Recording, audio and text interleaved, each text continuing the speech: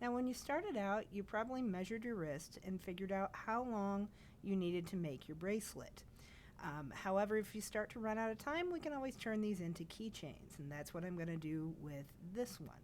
So just as a quick review, make sure that when you put that first bead in there, you go underneath that first warp string twice.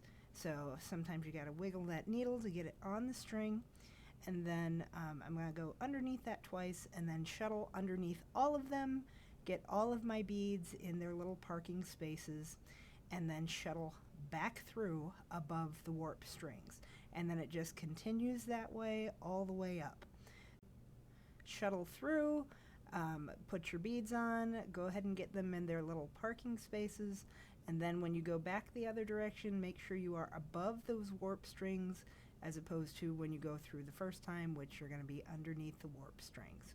So, and then you just kind of continue until you get all of your beads in position. When you get to a point where you are ready for a new string, the one that you're weaving on with your needle, you want to make sure you leave yourself a little bit of room to tie on a new string. And all you have to do is tie on a new one, and then make sure you put the needle onto the end of that new one, and then just go ahead and continue. Keep in mind, something that I like to do is use a popsicle stick to lift those warp strings.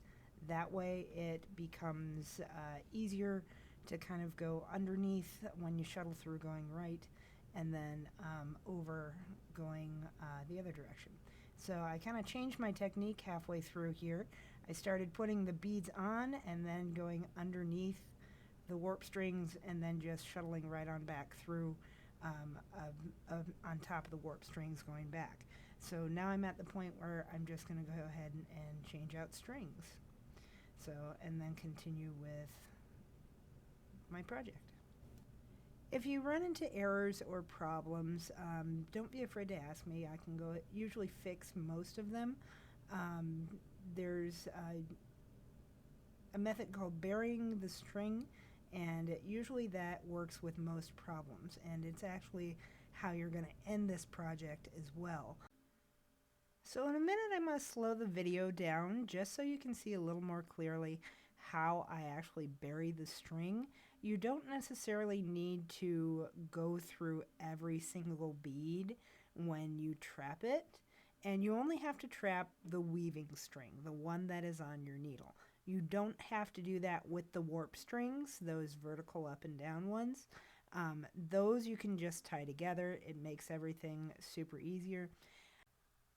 And what I'm doing now is I'm going to just kind of pick a new row and go through a couple of beads until I feel like my string is secure and it is not going to fall out. And then I just go ahead and snip that off. I do need to go back to the other end where it's taped and bury that first string that I created. And then I can just go ahead and make sure you leave a little bit of room to tie your slip knot. And then you can do that with both sides. Don't forget to snip it on the other side and pull it off the board before you tie.